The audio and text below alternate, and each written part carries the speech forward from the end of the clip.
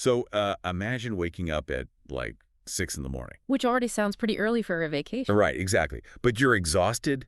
Your feet are just completely covered in blisters. And you open your eyes in this Spanish hostel, getting ready for a grueling 30-kilometer hike. And then you realize you are literally the last person awake. Yes. Everyone else just vanished into the pitch dark like 2 hours ago. Welcome to the modern Camino de Santiago. It's intense. It really is. So today we're taking you, our listener, far away from those polished documentaries and carefully edited books. Right, the stuff that makes it look so peaceful. Exactly. Instead, we have our hands on a raw, entirely spontaneous audio diary. It was recorded directly on the dusty trails of the Way of St. James. Just completely unedited. Totally unedited. And the mission for this deep dive is to figure out what this chaotic, unscripted tape actually reveals about human endurance, modern travel, and, well, how we actually experience the world. Yeah, and the recording itself is, it's a masterclass in unintentional authenticity. Oh, absolutely. The tape rolls, and the very first thing you hear is a slip of the tongue. The person holding the mic announces they are in Barcelona. Which is nowhere near the trail. Right. It's on the opposite side of the Iberian Peninsula from the Santiago route. It's hilarious. You hear them laugh, sort of scramble to correct themselves, and mutter about how lucky they are that this is just a personal chat and not a live broadcast. It's so relatable. It really is. It immediately establishes this vulnerable, deeply human baseline for the whole recording. It sets the stakes perfectly. But we need to talk about the physical reality of how this audio was even captured. Because this isn't someone casually pulling out a smartphone to record a voice memo when the mood strikes. Oh, no, not at all. The hikers we are listening to are lugging around a massive 4-person DJI microphone setup. Which is heavy. So heavy. They have been carrying this bulky, expensive gear in their backpacks for over 100 kilometers. And that fundamentally changes their motivation for recording. How so? Well, at one point, you hear this painfully honest confession. They actually admit they are forcing themselves to talk into the mics simply to justify the physical weight of carrying them. Oh, wow. So it's like a sunk cost fallacy. Exactly. They are battling severe trail fatigue, but dragging professional audio gear across Spain compels them to just hit record. I mean, you'd have to, right? Right. And that burden is what gives the source its raw documentary flavor. It strips away any pretense. You can hear the gravel crunching under their boots, the shortness of their breath. Just the friction of trying to survive a multi-week walking journey. Yes, the sheer physical effort of it all. And that friction is really where the story begins. So let's go back to that morning routine because the logistics of survival on this trail are just staggering. They really are. Like I said earlier, most of us consider 6 a.m. an early start. But on the Camino, the true early birds are waking up at 4 or even 4:30 in the morning. In the pitch black. Right. They are packing their bags in absolute silence in the dark and hitting the road before dawn simply to outrun the scorching midday Spanish sun. And it creates this fascinating strategic divide among the hikers. Oh, for sure. You have the 4 a.m. group who are prioritizing temperature control by sacrificing their sleep. Right. Then you have our recorders waking up to a completely empty shelter at 6 a.m. But because our recorders maintain a much faster physical walking pace, they end up catching the early birds at a coffee shop a few hours down the trail anyway. That's so funny. Yeah. It highlights this tension between two different survival tactics. Do you suffer the early wake-up call to avoid the heat, or do you, trust your physical conditioning to make up the lost time? And the psychological toll of that daily grind leads to this highly relatable moment at that exact coffee shop. Oh, the watch debate. Yes. So they're sitting there. They have been walking for 12 or 13 days. They have honestly lost track of what day of the week it is at this point, and a full-blown argument erupts over their smartwatches. It is the ultimate modern dilemma. To pause or not to pause the GPS tracker. Exactly. And if you are listening to this deep dive right now while out for a run or a walk, just, look at your wrist. Are you the type of person who pauses your Apple Watch the second you hit a red light? A lot of people are. Right. Because that is exactly the instinct these hikers are fighting over.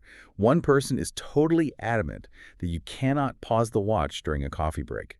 Because the moment you sit down and relax, you're going to forget to turn it back on when you start hiking again. They are terrified of losing the data. Yes. And the opposing argument is purely pragmatic. Right. Leaving the GPS running while sitting idle drains the watch's battery. Which is a huge deal out there. Exactly. If the battery dies by 2 p.m., the rest of the day's hike just vanishes into the digital void. What is fascinating here is the underlying psychology. We are looking at a profound manifestation of Strava anxiety. It's this modern compulsion to quantify our leisure. If a grueling 30-kilometer hike isn't logged, validated, and mapped by a satellite, did the effort even matter? Okay, let's unpack this, because I find this incredibly jarring.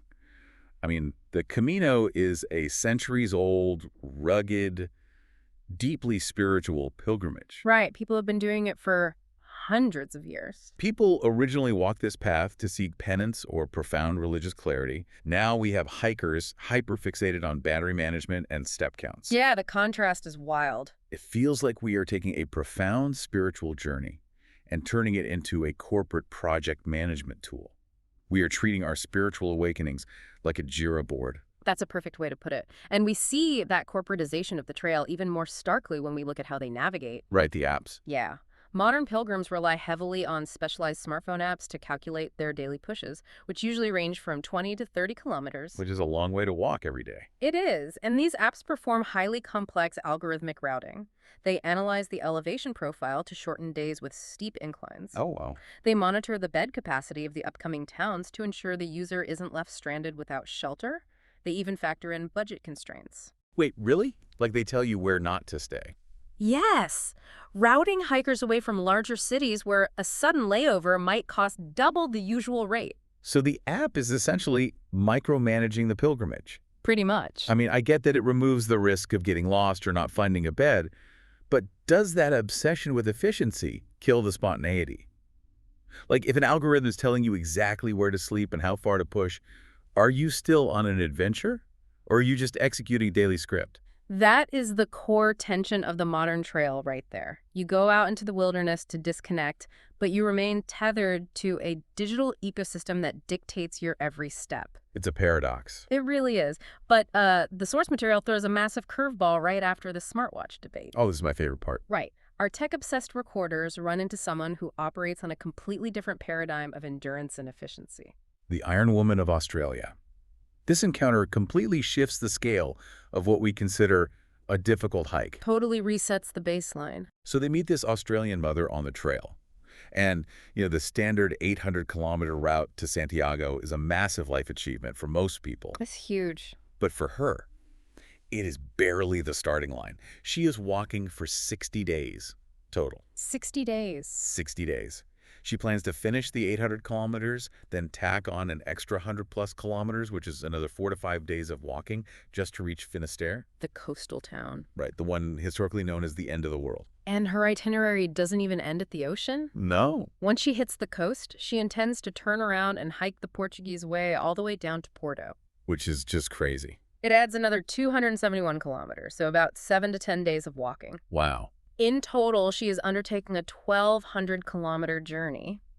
And the detail that truly reframes this whole endeavor, she is doing all of this alongside her 12-year-old daughter. Yeah, when I read that in the source, I had to stop and reread it. A 1,200-kilometer hike with a middle schooler. Mind-blowing. And the recorders are just as shocked as I am.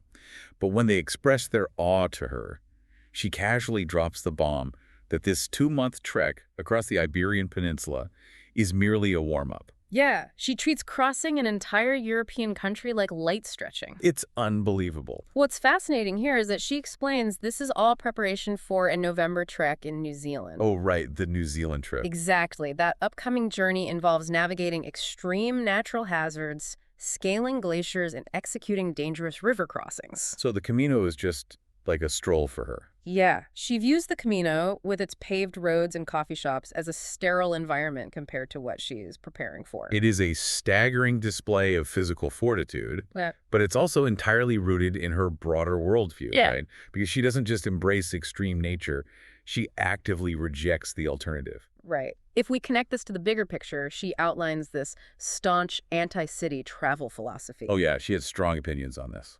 Very strong. She lists major global hubs, Melbourne, Sydney, Taipei, Madrid, Barcelona, and just dismisses all of them. Just writes them off. Completely. To her, modern metropolises are functionally identical.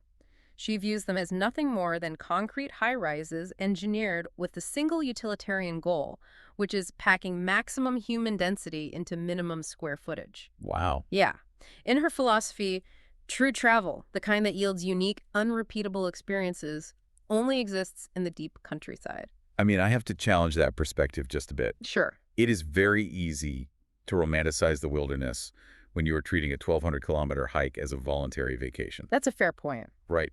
Isn't there a significant amount of privilege baked into the idea that cities are just concrete traps? Yeah. Because for billions of people, cities are the ultimate engines of economic survival, innovation, and cultural cross-pollination. Absolutely. So dismissing Barcelona or Taipei as purely utilitarian feels like a massive oversight of human culture. Yeah. And, we're not endorsing either side here, but it's important to look at all angles. Oh, it is certainly a polarizing view. But her philosophy isn't just theoretical. It actually dictates how she physically interacts with the environment. Oh, so?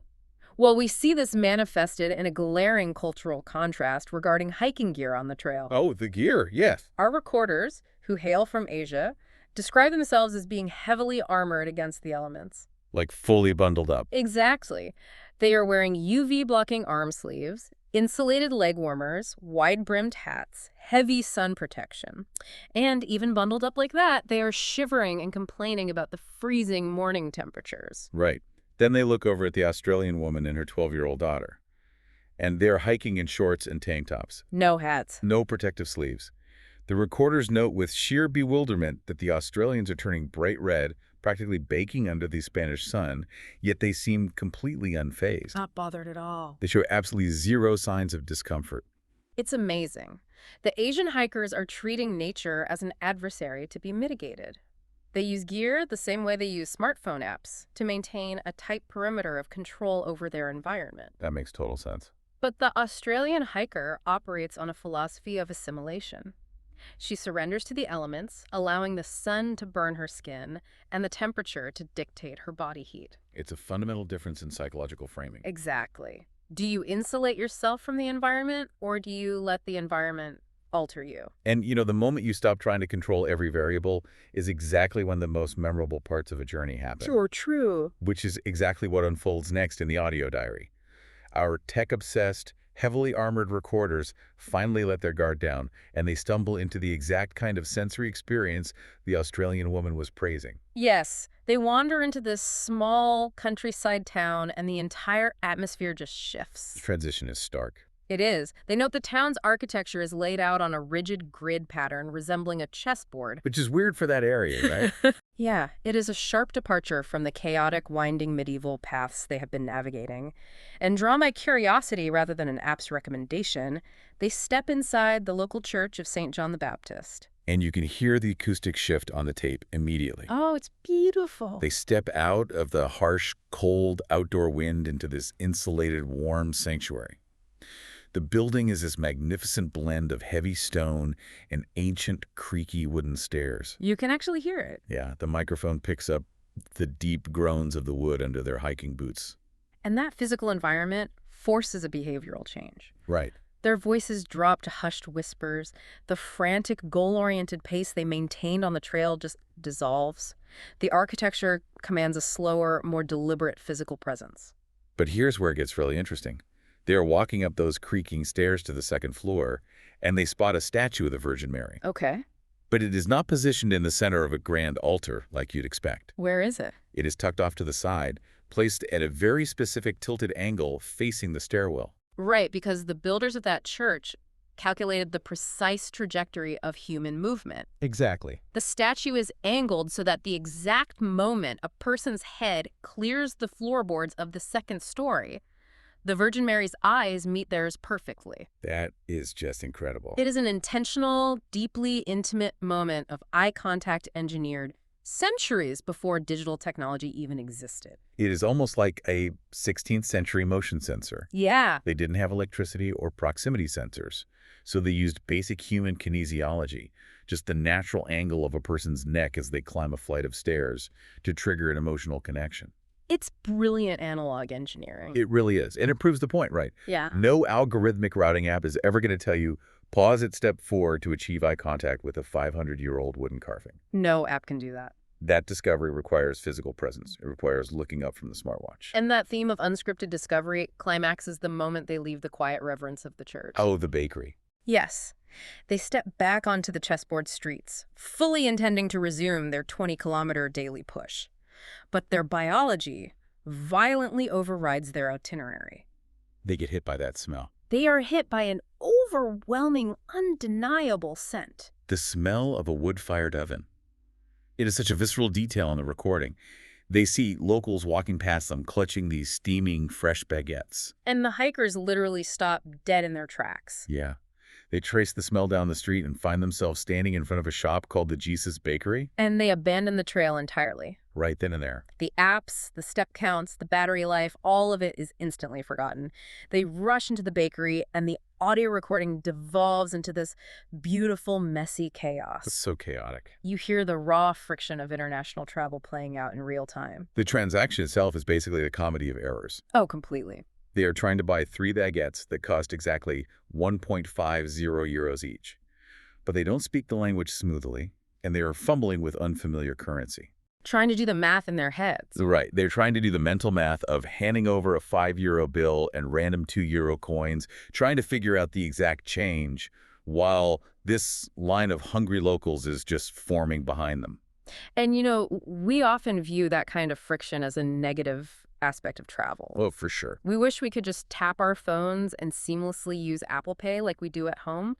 But that friction is the core of the experience. It forces you to be there. Exactly. The cognitive load of translating a language, calculating foreign exchange rates, and reading the room forces you to be hyper-present.